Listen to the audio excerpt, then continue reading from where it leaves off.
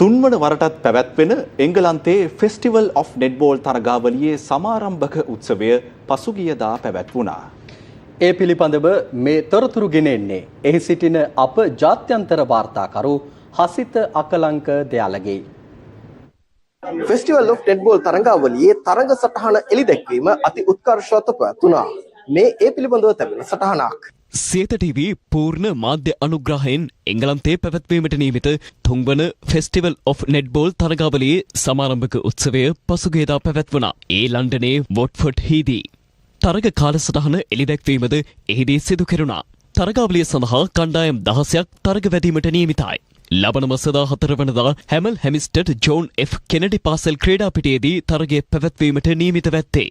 Round robin ක්‍රමයටයි තරගාවලිය පැවැත්වෙන්නේ.